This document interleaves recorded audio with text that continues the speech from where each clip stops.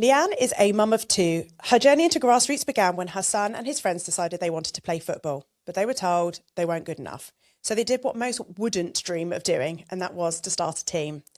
Leanne is now heavily involved in many aspects of grassroots football, and she's here today to share her story. Welcome, Leanne. Hello. Hello. So I think we should probably just go back to the beginning, really. So how old was your son when he expressed an interest in playing football? So actually, he was 5 when he first started playing, and he started playing in a team, and he started in goal. But he was more interested in doing a pirouette up the pitch than actually playing football. So that was very short-lived when he was young. And then it wasn't until he was 13 that he actually wanted to start playing football properly. So we found him a team, and he did incredibly well. He then moved to the MJPL. We had a couple of training sessions down with Tottenham. He's been in the MK Dons pathway, so he's done some incredible things. And I am one of them crazy parents that would put him in the car and take him wherever he needed to go. Yeah, I've done that as well. Yeah. But it kind of he wanted a career in football, but he knew that he kind of he needed to have fun as well, and he was Hmm. missing the fun element because he took it so seriously. So that Yeah. is when lots of his friends were all struggling to find anywhere to play. They've been constantly told they weren't good enough, or they were struggling because they have a neurodiversity or a disability. So that's kind of where it all began. He came to us one evening and said, one of his friends has been dumped from his team again. Like, it's really sad. Mm. And me and my husband just looked at each other and we went, oh, God, right, okay. Did you know at that stage where it was going? I Yeah. knew exactly where it was going at that stage, yeah. So Yeah. that's kind of where it all began, really. So we And what decided year are to, we? When was that? that was, we started with an under 15s team, which Yeah. was pretty unheard of, a brand new under 15s team. Everyone thought we Yeah. were crazy, especially because at the time my son was the only experienced player in our team. All of the others, the only time they've played is with their friends at the park. So it was like we were having to, I remember we had to explain the offside rule to them. Like they Wow. didn't know, Yeah. they didn't know hardly anything, bless them. So we I mean, that's started a from pretty bold scratch. move because really at under 15s, the boys and girls, they're kind of going one of two ways. They're either actually getting bored of the sport and Mhm. sort of breaking away, or the teams that are there, they're so established, aren't they? And they're literally just seeing it through for their last year or 2 years of youth football. Yeah, that's it. It was everyone said we were crazy, but we did what he wanted us to do, and before we knew it, we had a team of 16 that all kind of they were all pretty much neurodiverse. Me and my husband are also neurodiverse ourselves, so Hmm. we understood how to talk to them. We understood we definitely handled them differently to what Yeah. my son had experienced in previous teams prior. Um, so there was a lot of different challenges, definitely, but we focused on fun more than anything else for them. Yeah. So did you go out sort of deliberately saying that this is a team for children with neurodiversity, or did you just find that you just naturally attracted that because of the way that you approached it? No, we did. When I put out ads for players for the new team, we did say that coaches are neurodiverse, and we want to completely give a whole different ethos into the team on how we manage it. And also at that age, we wanted them to also kind of give us their ideas on what they think. We wanted them to be in control just as much of their game as what we were. Yeah. with them to guide it, which is something that I don't see a lot of within grassroots. Yeah. They don't And have voice. I guess probably in those higher levels as well, that it's lacking even more than it is at a grassroots level. Yeah, so when we first started, we were in the bottom league for our league that we were in, and we're in the bottom table, and we were losing. I think our highest loss was 26-0. Oh wow. Okay. Like, Those are kind of the score lines that they used to get like when they're really little at the early days. yeah, it was bad. But I remember playing that one game, and um, a lot of the players for that opposite team went to school with a lot of our lads. Yeah. We also had a girl on the team at the time as well, and they were so scared about playing them because they were so worried about being bullied and whatnot, which comes along with it, doesn't it? Yeah. And we we no, we actually scored one goal. We scored a penalty, and their parents and that team cheered, and they all went in a pile up with our lads, and it was like it was magical the way they Yeah. cheered for us, and it was Those are the lovely. moments that you do it for though, aren't they? For Yeah, that feeling and that yeah. kind of this is it Yeah, moment. and just the way that their players and their manager supported us as well with that one goal was just it was lovely. They came to us at 10-0 and said, "Do you want to carry the game on?" And I asked the kids, and like, "Yeah, let's keep going." And then we ended up a year later. We that was when we ended up winning our first game. So, and we So it are took definitely, months to get a yeah, win. yeah, we're definitely competing a lot more now. Yeah. And And how hard is that to keep the boys kind of just to keep them boosted and their morale up if they're going out and it's taken 12 months to even get a win? Sorry. Yeah, it is hard, and I Yeah. think it's been harder once they've won their first game. Once they got a taste for winning, Yeah. really, it is incredibly difficult. But I think what we were focusing on was more their individual targets Hmm. than actually a team. The number on the score, and we would start half time like it was a fresh new game, fresh new number. So we wouldn't count the goals from the first half into the second half. A little bit, It's like two games. yeah, Yeah. I yeah. love Lots that. of treats. When we won our first game, I turned up to training the following week with a McDonald's for all of them. Yeah. And That's it's just legendary stuff that. Yeah. yeah, I know, and yeah, just listening to their concerns whenever they've got them.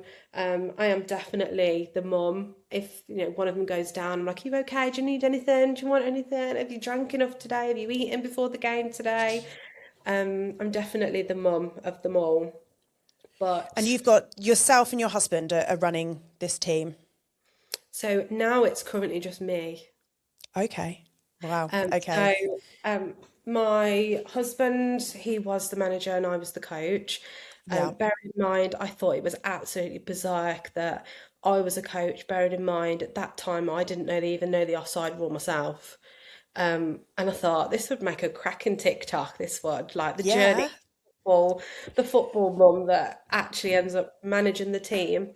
But he unfortunately faced one of the worst things that a coach would ever dream of, and he was falsely accused of um, the worst thing for a coach. Okay. Right. And um, it was investigated through the FA, through England FA and Birmingham FA. The police were involved. There was a lot of harassment that we had to report harassment from this parent, and it completely tore my husband in two. He unfortunately, luckily he's okay now, but he tried to take his own life because of the allegations. It got spread around my children's school, so my children had to then be homeschooled. This person went to social services, NSPCC, like you name it, she went there. Wow. She tore our lives in two. And this was a parent on our team. Oh my goodness. It was horrific. Like, this took probably 18 months to properly settle down.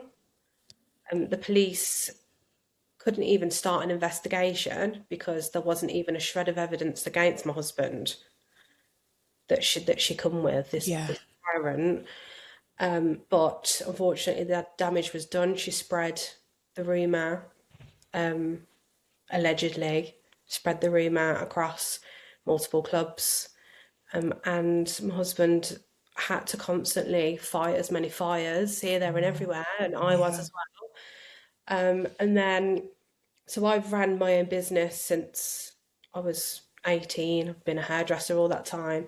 And then, advocating and constantly fighting for my husband, I am now actually I'm now completely changed my career, Yeah. and work for Citizens Advice, but then I also now am a law student, and I want to become a barrister because I don't want anybody to ever hurt my family the way that that person has hurt them ever again. Yeah.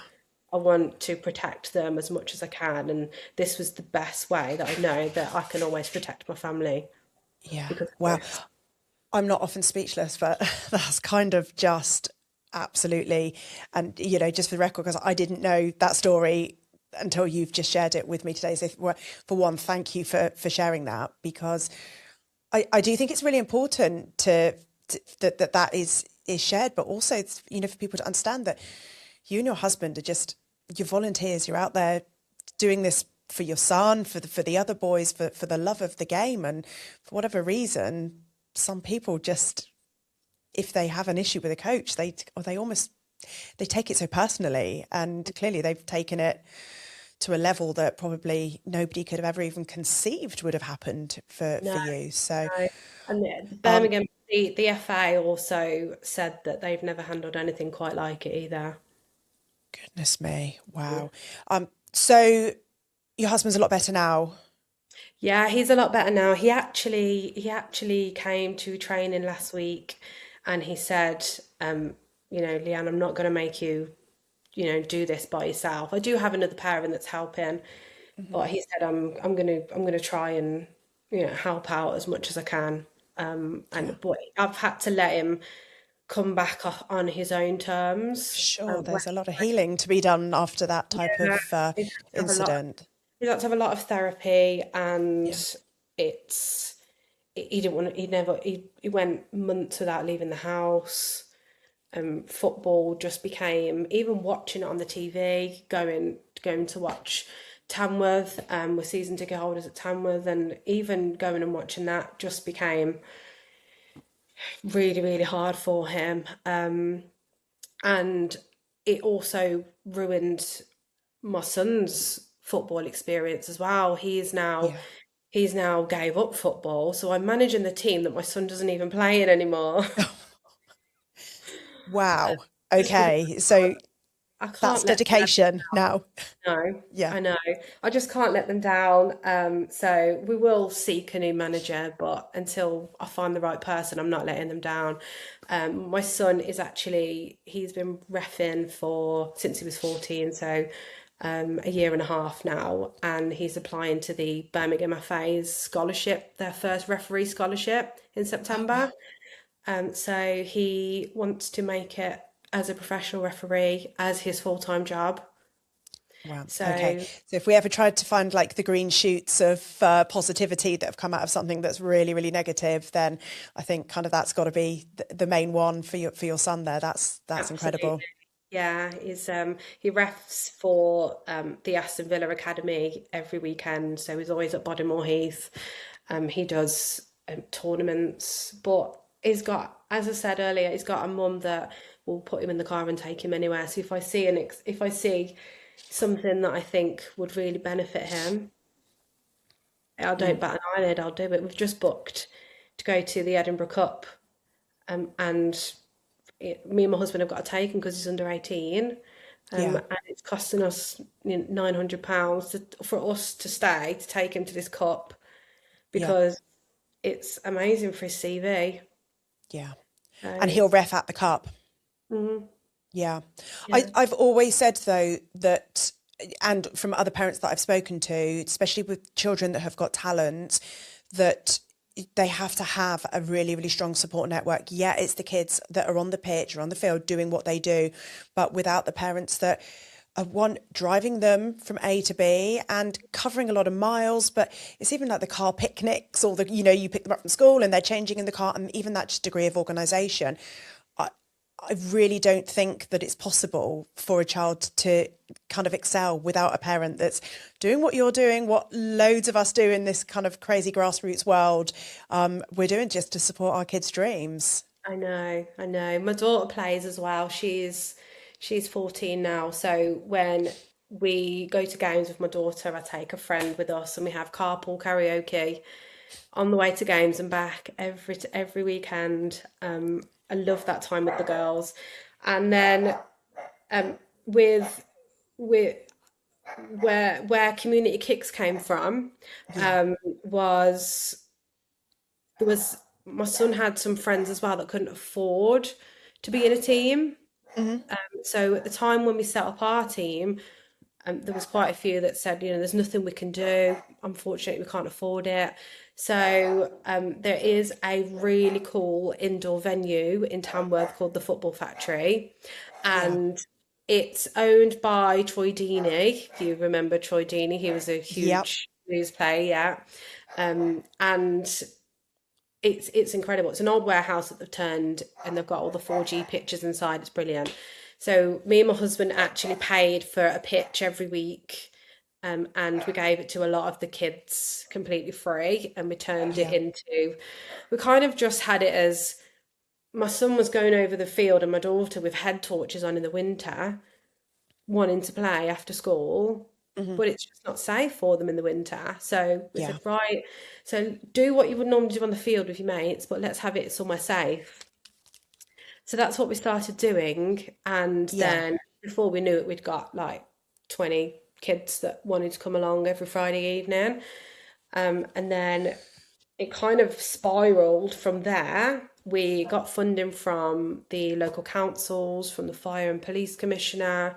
We did a lot of fundraising for it. So now I actually have community kicks. We're in partnership with the Football Factory as well now, but we actually have 71 teenagers enrolled, and we can have up to 45 on our pitch Yeah. on a Friday evening, and we have enough funding to give it to them completely fully funded now That's every amazing. Friday. And that's just a kickabout. So that's kind of no team commitment, just Right. get down there, get inside and kick the football. Yeah, Yeah. Well, yeah, it's incredible, and we actually won the Spirit of Tamworth Awards for Volunteers of the Year for Community Kicks, which was incredible. And then following Community Kicks then came All Play, which is my disability football club that I'm vice chair of. So me and my friend Michelle was actually the welfare officer that handled the all of the case with what happened with my husband. yeah. And then we became really good friends. And it was Michelle's dream to start a disability football club. So I've kind of helped her with that, and we co-own it. And that is such a beautiful thing. We have one of our players that's in a frame. He's got cerebral palsy, Hmm. and he we've got a lad that comes along that's got Down syndrome, and they're just absolutely full of life Yeah. and completely ground you to what grassroots football is actually all about. It's not about those arguments on the pitch. It is Yeah. about those smiles on those faces and making sure that everyone feels inclusive and everyone feels a part of something. And it's lovely. There's a term that you hear a lot, and it's grassroots hero. And I think actually everything that you've told me today, Leanne, you are like 100% one of those heroes, because you're not only facilitating your children's dream, but you're just so selflessly doing it for other people, whether it's people that, you know, can't afford to play. And for me, when I set up my brand, one of the things that we made sure that we did was that we give back. So for every pair of Lacey's bands that we sell, it goes into a fund, because I noticed that there were so many children that wanted to play but couldn't play. They couldn't play because they didn't have subs or they couldn't afford kit. And I think I probably share a similar passion to you, that seeing children out on the pitch, for me, it's just everything. And I just feel that every child, if they want to, they should have that ability to be able to do it. So I really do just take my hat off to you that you're doing it, not just for, you know, financially dependents, but also you're then doing it with disabilities as well. And it's amazing. And I suppose really the next question is, where do you even get the time to do all this and train to become a barrister as well? I know everyone says that to me. I don't really sleep, if I'm honest. But Sleep's overrated. sleep is overrated. Yeah, I get up at 6 a.m. most mornings to go to the gym, and then I'm constantly on the go then till my head hits the pillow. But I'm actually also in development stages of a band or something that a player would wear on the pitch, that lets the referee and the officials know that they have an additional need. So, but Yes. very subtly. So Yeah. then the officials would not necessarily know what their condition is, but what that need would be. Yeah.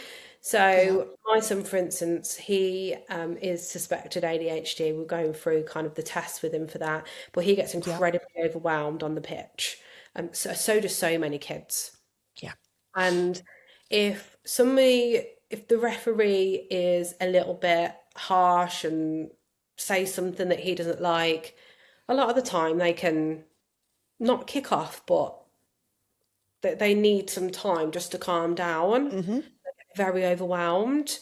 And this was a pattern that I was noticing a lot, especially with children on the pitch that have autism or have ADHD. If they get touched Yes. and then they go into meltdown or something like that. So I'm trying to create something that raises awareness with the officials. Nobody else would need to know Yeah. of things that could help that child within an actual game scenario as well. So I'm working with, I've had a couple of meetings with the FA, and I'm just creating a prototype and putting that through testing. Yeah. So hopefully that can help a lot of children that do get overwhelmed during matches, Yeah. but also help the officials understand the needs of their players, and the Yeah. referees understand a little bit more, on kind of, you think in a workplace we can have those provisions put in place. And I know football field and workplace are two different things, but there's nothing to help the children on the pitch in that situation. Yeah. No, I completely agree. And, you know, you're absolutely right that demand is there en masse, really. And the provisions can be in place in a classroom or a workplace. So why can they not be there on a football pitch? Like you say, in such a subtle way that it just helps everybody, really, if it can be done in terms of, you know, something that the children feel comfortable wearing, but then also that you can educate the officials and the coaches and the parents from all the opposition. It just makes it a more pleasant experience for everybody. It does, yeah. So one final question before we kind of go into our fun quick fire round. But if there's somebody that's just listening to this today and they're thinking, yeah, maybe I should do it, what would you say to a parent that is kind of sitting on the fence a little bit about starting a team or a community initiative like you've done? What would you say to a parent? I think I think just go for it. When I started Community Kicks, me and my husband actually funded it ourselves for almost 12 months, Hmm. which we knew that it was going to cost us a lot of money, but it was making our children happy and so many other children happy. But if you're going to start something up from scratch, especially something that is an entity, you need to really speak to as many people that have done it themselves, and make sure that all your ducks are in a row before you jump the gun. So yes, it's really good planning what your kits are going to look like, all those fun things. Yeah. But you need to make sure that all the governance is in place before you even begin anything, which is probably one of the biggest mistakes I made with community kicks. Is I started it just for my son and his mates to have a kick around, and Yeah. it grew that fast that I had to have help put in all this stuff in place before I could then start having children that I didn't really know there, Hmm. and make sure it's all registered correctly. And it happened. I can't even believe how fast it happened. So if I was to do it all over again, that would be it. I would plan for what I actually want it to become in 12 months' time, not what it Yeah. is now. Yeah. And I guess really don't underestimate how popular something's going to be. No, absolutely not. No. I do believe there is a capacity to have a community kicks in practically every town in the UK. If you can start something like that, I mean, I'd be happy to for other people to take inspiration from it. But if you Yeah. can house on a Friday evening 45 teenagers, not necessarily off the streets, because I don't think a lot of the teenagers that we reach are on the streets. A lot of them are cooped up in their bedrooms, Yeah. by themselves, facing a lot of isolation. If you can get 45 teenagers out of their bedrooms every Friday evening, that's Yeah. that's incredible. So Yeah. if you can do a little slither of what we've created, do it. Wow. Well, I think it should be something that could be rolled out. And I think a lot of the isolation that some teenagers feel is just because they haven't got somewhere to go. And what you're doing is you're showing them there's a place to go, that they don't have to sit in their bedrooms, that here it is for you. And, it's for the taking. So, well, that's amazing. Are you happy to do a few quick fire questions with me? This Yeah. is so you don't need to overthink these. Just give me like the first idea that's in your head. This is just for fun. So, were you a football fan before the kids started playing? Yes. You were. Yes, I was. So yeah, you said Tamworth FC season ticket holders. Yes, for Tamworth FC. But when I grew up, my uncle used to coach for Aston Villa, the first Okay. team, and my granddad, grew up with my grandparents. My granddad would take me all over the country. So did my uncle, to various different teams. So I never really grew up supporting a team. And I met my husband when I was 15, and we're still together now. Been together 20 years. And when I met him, then he supported Tottenham. His family all supported Tottenham. So since then, our main big team is Tottenham, but we absolutely love Tamworth, and we go and watch Tamworth every week. So when Tamworth played Tottenham last Oh, year, yeah, oh my God, it was incredible. We've got a signed T-shirt with all the Tamworth and Tottenham players. We stayed and we met a couple of the Tottenham players afterwards as well. And it was on my daughter's birthday, and my daughter got yeah, one of their shirts. yeah. It was Those are the memories. oh, it was magical. It was magical. Amazing. Okay, we'll try and fly through the rest. Right, match off text comes through. Do you fist pump or do you mildly panic that your weekends are around football? That happened this weekend, and I actually was really happy this weekend because I had that much washing and housework to get to. Um, okay, so this question, I know you're coaching, but also when you are a parent, are you a quiet sideline parent or are you a shouter? No, I am not a quiet sideline parent. I'm a cheerer.